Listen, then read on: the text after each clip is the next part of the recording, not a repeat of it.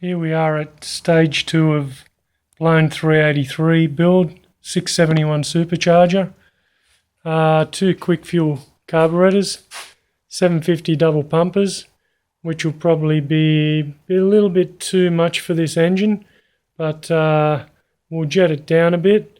The benefit of these carburetors is you can change the linkages on the secondaries, which I'm going to do as well to maybe reduce the amount of fuel that's dumping into it. But you never know until it's running and you go to tune it. I'm not sure what it's going to do. The air filters might be a bit small. I've gone for this low profile for now to make sure it all fits under the bonnet. I didn't go for a single fuel filter because I think it probably flow a bit less, and not sure actually, it's hard to tell, and also it's much more expensive, so I've decided to go for this twin fuel filter option. It's a bit better anyway, it looks a bit more classic, so it's a bit more to the period. I've mounted a fuel block here which I'm going to run all my boost items off, so boost gauge, carby metering, distributor retard. I'm also going to mount a Hobbs switch. Now what the Hobbs switch does, it'll run the second half of my petrol pump. I've got a 2-stage petrol pump. I don't want to run, a lot of people just hook them up together and just run them at full ball. The problem with that is it heats your fuel as it circulates back to the tank. So what I'm going to do, I'm going to try this Hobbs switch and see how it goes. The only danger of doing that might be if this Hobbs switch fails, you could run into a lean out problem, which might be more expensive than it's worth. But I want to try and reduce the temperature on my fuel as much as I can.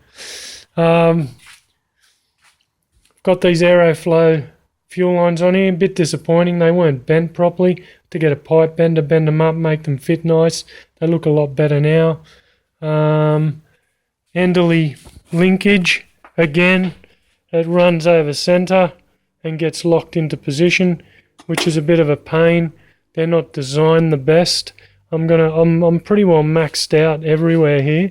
What I might do is cut this turnbuckle down, which will give me will bring this lever up a bit, and it'll give me a bit more travel. So I'll give that a go. It'll bring this lever up slightly further, and I should be right. I can't push this end up any higher, but I can get that up a bit further, which means I'll get full throttle before it locks past dead centre. I've eliminated the power steering pump because it doesn't really fit in here. You've got an idler bracket and whatever. I can't get it into this side. I could have mounted it down here somewhere, but it's just going to clash with everything. And they're designed for a long pump. So you'd have to it doesn't fit in here for me because of the way my cross member is. It's like trying to fit it into a Camaro or something, or an XJS Jag. The cross members are quite low, and the engine gets cradled, so you can't fit anything down low. So I've got a high mount alternator, super high mount. That gets that out of the way nice and neatly. And I'm going to run an electric hydraulic power steering pump out of a TS Astra, so stay tuned on how that works. I'm not sure how it's going to run my pump. Anyway, that's it for now. Stay tuned. Next time you see this, it'll be in the car.